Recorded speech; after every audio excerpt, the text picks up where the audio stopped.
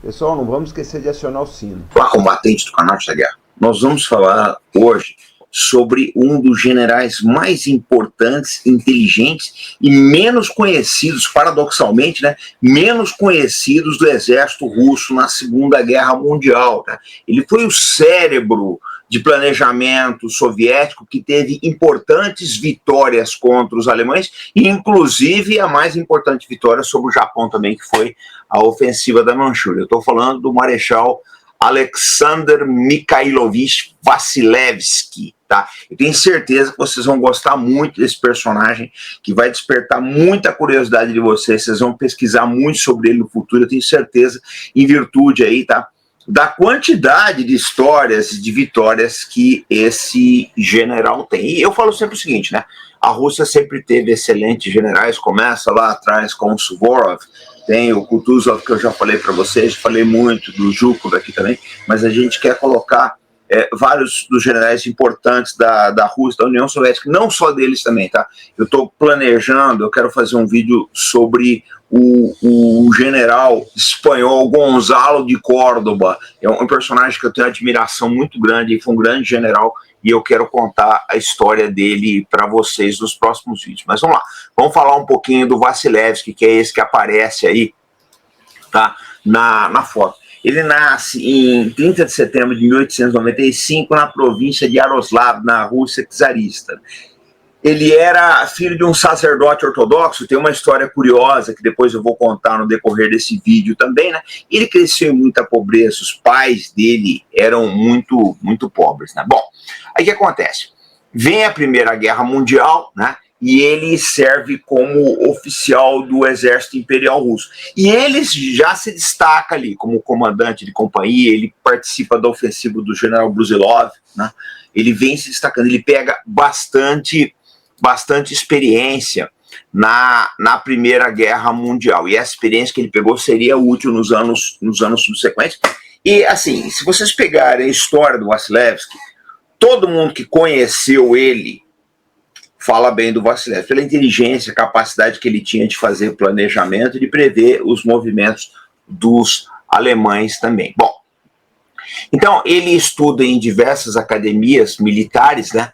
Conhece o Zhukov e conhece o Triandafilov também. O Triandafilov foi um importante pensador militar, né, do período soviético, junto com o Isserson, né, e o Sveshin. Eles têm, na União Soviética, assim, você tinha uma gama muito grande de pensadores militares cujas ideias são estudadas até hoje. Tukhachevsky também, que foi executado no expurgo do Stalin. Né? E esse expurgo do Stalin seria importante também na carreira do Vassilevski, que depois eu conto aqui para vocês. Bom, gente, o que acontece? Quando acaba a Primeira Guerra Mundial, o Vassilevski fica um tempo afastado do exército, depois com a Revolução Russa ele volta, ele se torna um comunista, se filia ao Partido Comunista, ele e os irmãos, ele rompe com o pai. Né? Lembra que eu falei que ia contar uma história interessante sobre o pai padre dele? Muito bem. Ele rompe com o pai, né? Eles não se falam mais, e aí por volta de 1940, o Stalin uma vez perguntou para ele, né? Ele se torna próximo do Stalin, ele já é general, e o Stalin pergunta, como é que vai a tua família, né? Aí ele fala, o meu pai era padre, mas eu rompi com ele, porque aquelas coisas todas de ideologia, né? Aí o Stalin fala, não, cara, você tem que reatar com o seu pai.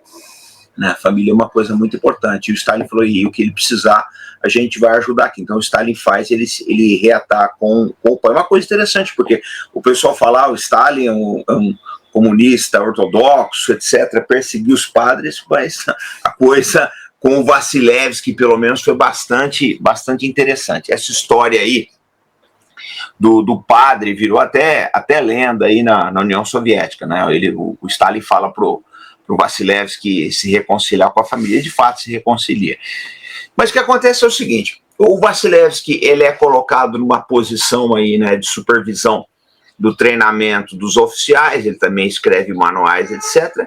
E, né, ele entra em 1937 na Academia do Estado-Maior-Geral, né, mas o que acontece é o seguinte, vem o expurgo do Stalin em 1937, a gente tem que lembrar que em 1937 o o Vasilevski, que nasceu em 1895, ele está com 42 anos de idade. Ele é muito jovem, né? Mas o que acontece? Como o expurgo do Stalin eliminou uma boa parte dos oficiais generais, você abriu aí um claro bastante grande, tá? Para promoções. E nessa o Vasilevski foi promovido também, tá? Os claros eram grandes dentro do exército soviético, principalmente entre os generais, então muita gente acabou sendo promovida aí, dentre eles o Alexander Vasilevski. E o Vasilevski, ele se torna protegido do Boris Shaposhnikov, tá? Que foi o marechal da União Soviética. Ele chegou a ser aí chefe do Estado-Maior-Geral, gostava muito do Vasilevski e ajudou bastante ele na carreira, tá? Se bem que o Shaposhnikov, ele estava muito doente, ele morre aí em 1945, sem ver o final da Segunda Guerra Mundial. Bom, gente, essa é outra coisa que é importante também, que é mentoria, tá? É saudável para uma vida profissional que você tenha alguém que oriente a sua carreira, tá? Vai te mostrar os melhores caminhos, vai evitar que você dê passos errados, vai te dar bons conselhos, né? Então o Shaposhnikov, ele foi muito importante aí na carreira do Alexander Vasilevski. Bom, em 1938, Vasilevski entra para o Partido Comunista, tá? Que era um passo importante para quem quisesse subir na carreira, né? Ele se torna subcomandante da diretoria de operações do Estado-Maior, do Estado-Maior-Geral, tá? E ele tem muito contato com o Stalin. Aí acontece aquela história do pai dele, que é padre, que eu falei para vocês.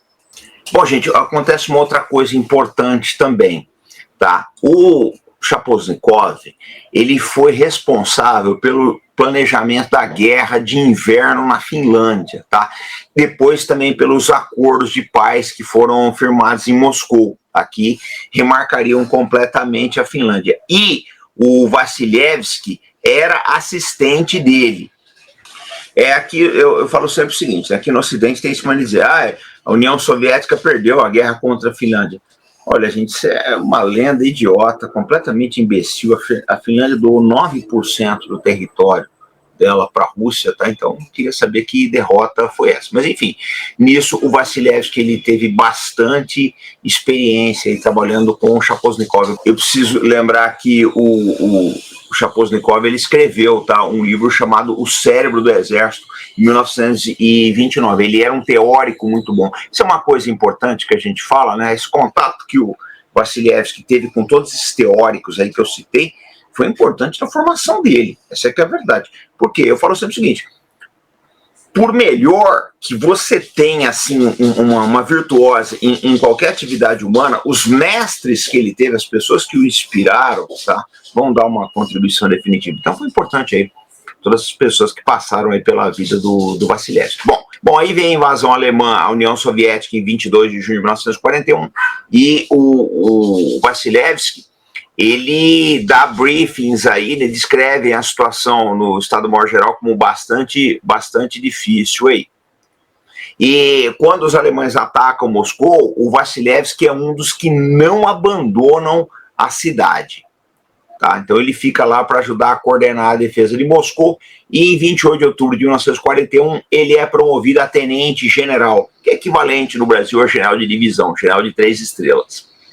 Conforme eu falei para vocês, o Shaposhnikov sempre foi muito doente, né? Não tinha uma saúde muito boa. Então o Vasilevski acabava assumindo muito das funções dele aí, né? E lógico, você assume essas funções de responsabilidade, você vai pegando bastante experiência, né?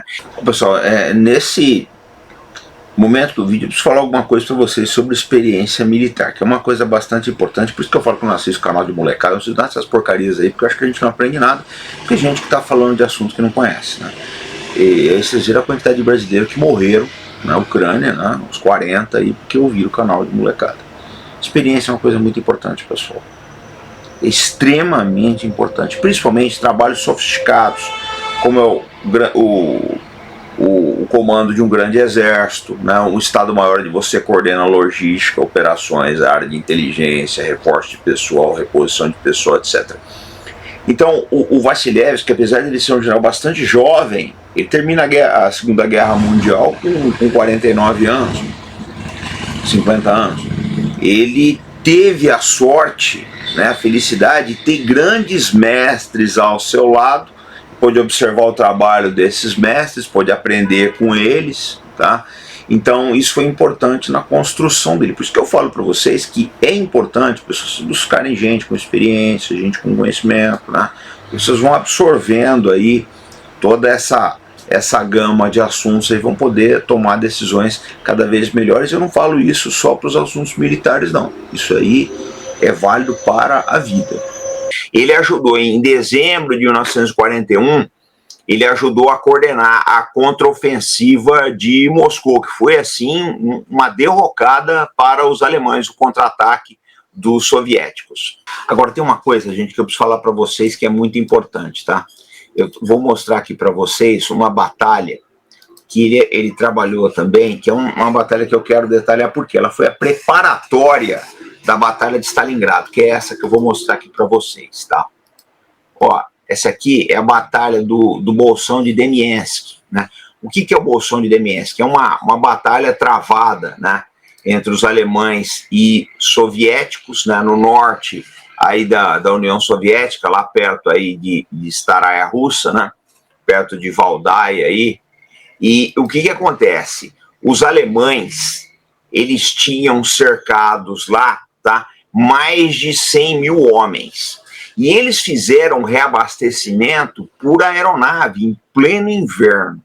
Tá? Os alemães conseguiram manter Demiensk, tá? Não obstante todos os ataques dos soviéticos, perderam muita gente, essa é a verdade, mas eles conseguiram manter o Bolsão. E isso aí ia influenciar diretamente no futuro a Batalha de Stalingrado. Eu acho que Demiensk foi o prelúdio para Stalingrado. Por quê?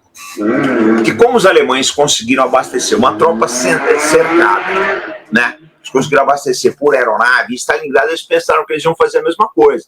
Só que eles têm que lembrar uma coisa importante. Primeiro, em Stalingrado, os alemães já não eram mais os mesmos, a Luftwaffe principalmente, a Força Aérea Alemã, e muito menos os soviéticos, e acabou dando errado. Mas enfim, isso aí foi mais uma experiência aí que o Vassilevski teve, o Bolsão de Demiensk.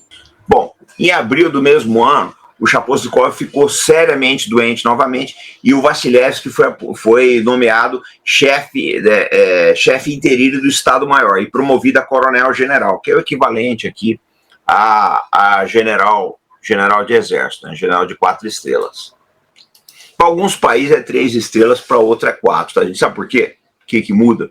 Porque, por exemplo, nem todos os países são que nem o Brasil. Aqui você não tem general de 1 estrela, já começa com 2. Você tem país que tem general de 1 estrela só.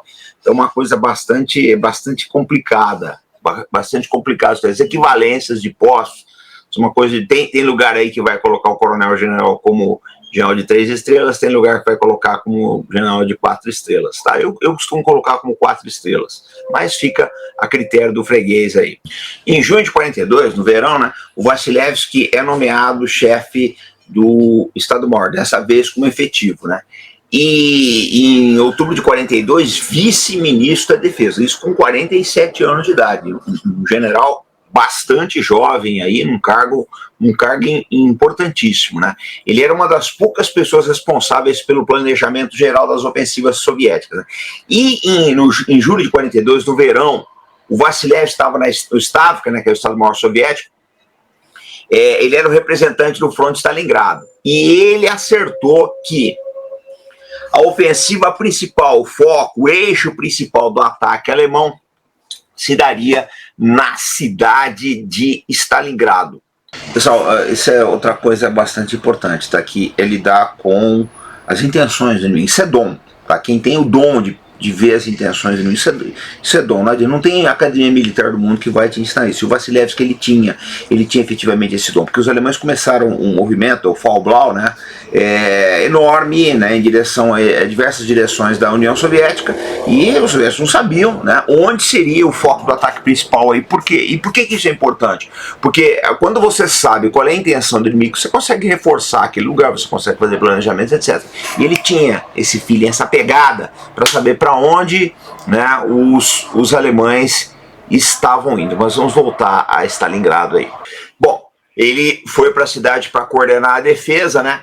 E em setembro de 42 ele faz um encontro com o Stalin, uma reunião com o Stalin e o Zhukov, e ele apresenta o plano, né, para a contraofensiva em Stalingrado, né? Essa ofensiva ocorre 2 meses depois, em 19 de novembro, é a famosa Operação Urano, né, que acabou cercando os alemães. Bom, aí vocês têm, né, um mapa geral das operações do movimento duplo de pinça que os soviéticos fizeram aí para cercar os alemães. Lógico que a gente não tem aí só o Vassilevski, né, e o Zhukov. Você tem o Chuikov, né? Você tem vários generais soviéticos brilhantes envolvidos nessa batalha, mas a gente está destacando hoje aqui, né, o trabalho do general Vassilevski. Vocês podem olhar aí no mapa que o plano de cercar as tropas alemãs é um negócio maravilhoso. Fazer justiça também, tá, gente? A gente não pode deixar de mencionar aí o Rokossovski, né, o Konstantinovich Rokossovski, e o Vatutin, que foi depois assassinado aí na Ucrânia por partidários do Stepan Bandeira, tá? A gente não pode deixar de mencionar todo o pessoal envolvido aí nessas operações aí dos soviéticos. E uma pessoa que eu gosto muito de mencionar ele, porque eu tive no posto de comando dele em Stalingrado, que é o general Odintsev, tá? O Odintsev praticamente ficou cercado na barranca do rio Volga aí, se defendendo, ele com a divisão dele, a 13ª Divisão de Guardas. Então, assim, Stalingrado foi uma batalha heróica, né? Mas hoje o nosso destaque é o cérebro, tá? O Alexander Vassilevski. O Zhukov é mandado para Rizhev para executar a Operação Marte, né? Então o Vassilevski permanece próximo a Stalingrado para coordenar o movimento duplo de pinça que os soviéticos fazem, que é esse que vocês veem aí, que vocês estão vendo aí na tela. Bom, em janeiro de 43, tá, o Vassilevski coordena ofensivas no Don Superior, tá, próximo a Voronezh, e essa ofensiva deles aí leva a vários cercos, a muitas divisões do eixo. Em janeiro, né, ele é promovido a general do Exército e apenas 29 dias depois, de fevereiro de 43, a marechal da União Soviética. Bom, o que acontece? Em março de 43, na primavera, forma-se o saliente de Kursk, que é esse que vocês estão vendo aí na tela. O que é o saliente? É quando você tem um movimento inimigo, ele toma um pedaço de terra que entra no dispositivo adversário, ficando sujeito, lógico, a contra-ataques aí dos dois lados, né? O pessoal queria atacar, mas ele achou melhor aguardar, tá? Porque os alemães poderiam fazer uma ofensiva, como de fato fizeram, tá? Os soviéticos prepararam tanto a defensiva de Kursk como o contra-ataque. Também o resto da história é sabido. Kursk se revelou um desastre para os alemães, como seria 80 anos depois aí para os ucranianos. Mas o Vassilevski, ele antecipou bastante esse movimento dos alemães em direção a Kursk aí também, tá? Então depois ele atua aí na Ucrânia, tá? Na tomada da Crimeia, na tomada de Odessa também. Vocês veem como é que a história vai se repetindo, né? E ele ganha a Ordem da Vitória, né? A segunda que é presenteada na União Soviética. A primeira foi para o Zhukov.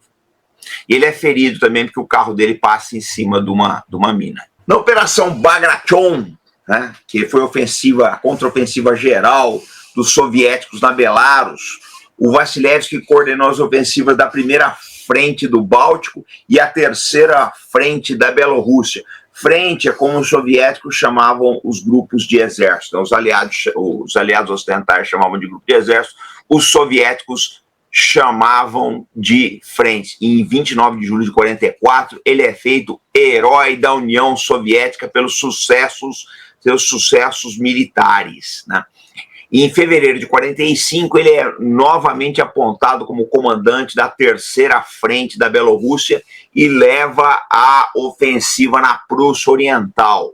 Quando acontece isso, quando ele assume esse comando operacional, ele entrega a chefia do Estado-Maior para o general Alexei Antonov. Qualquer hora eu vou falar sobre Antonov aqui para vocês também, que é um general que eu acho que merece ser biografado aqui pelo canal Arte da Guerra, né?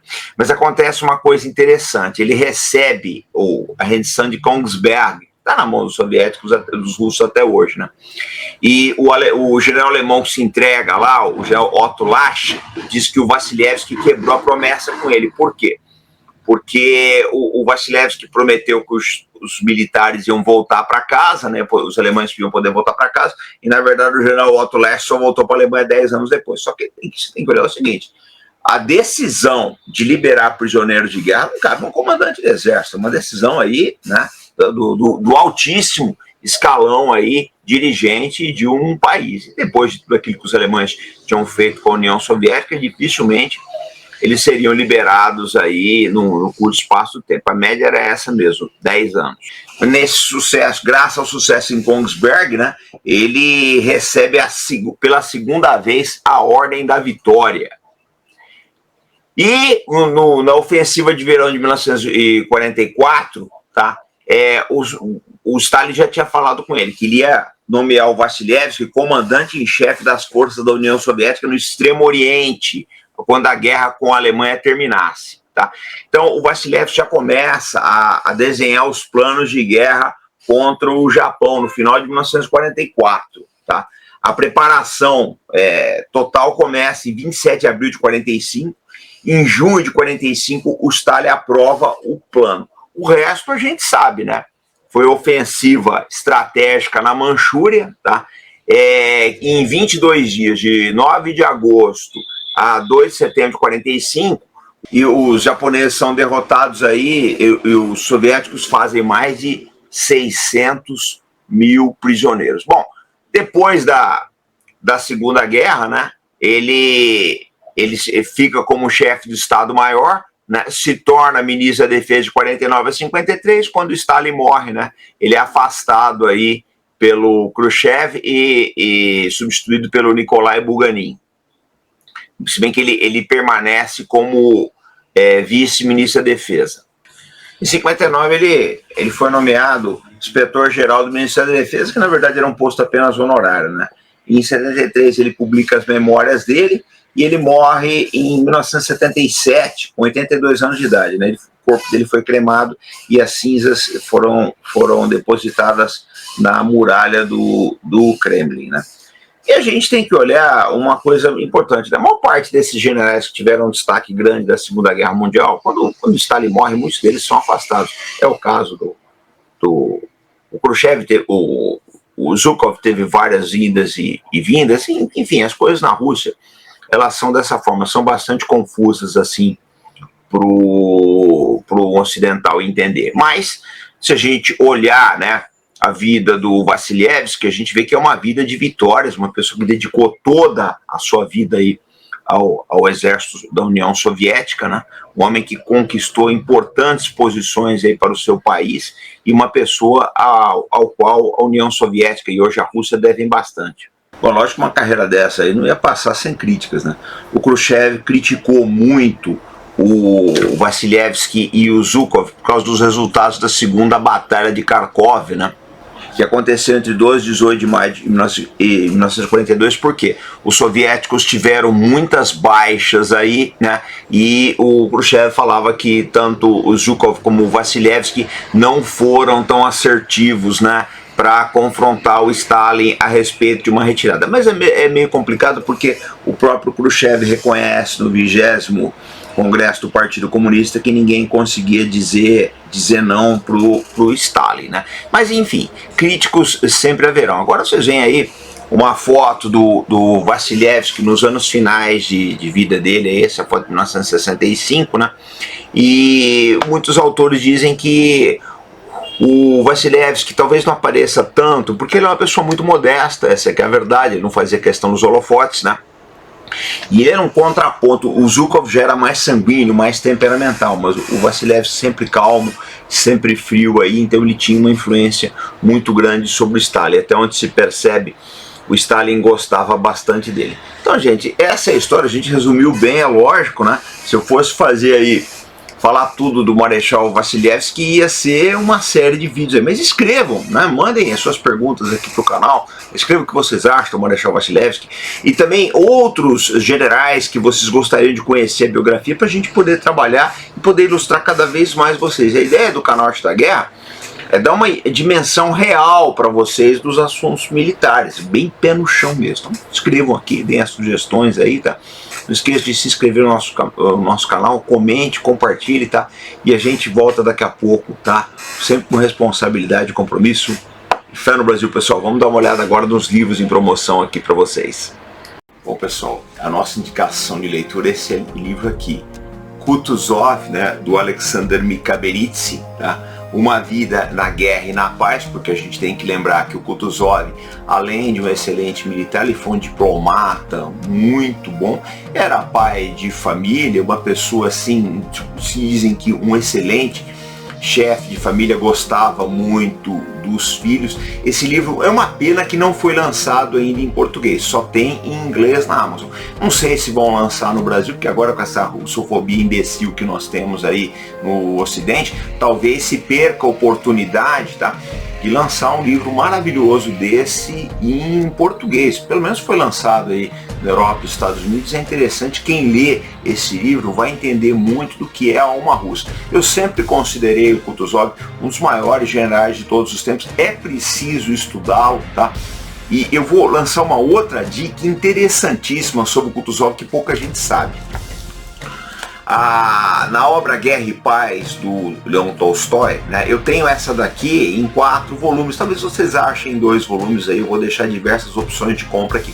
Mas nos filmes que foram lançados, nas diferentes versões do Guerra e Paz, o Kutuzov tem um papel importantíssimo. Lógico que a gente tem que dar um desconto, porque o Tolstói, ele era, na verdade, ele era descendente do Kutuzov, né? Então é lógico que ele vai puxar a brasa para a sardinha dele, mas é interessantíssimo, isso aí não tira nada do brilhantismo do general Kutuzov, inclusive, né, aquela frase famosa dele: a batalha mais importante é a última, que ele diz no filme Guerra e Paz, né? Tem várias versões aí, vocês podem assistir todas, eu vou deixar algumas aqui na descrição. Todos esses livros tem na Amazon, e todas as vezes que vocês compram livros e outros itens na Amazon, vocês estão ajudando o canal Arte da Guerra. A Amazon aceita boleto, cartão de crédito, parcela, enfim, você sempre faz um excelente negócio na nossa lista de desejos da Amazon, que se encontra aqui na descrição do vídeo.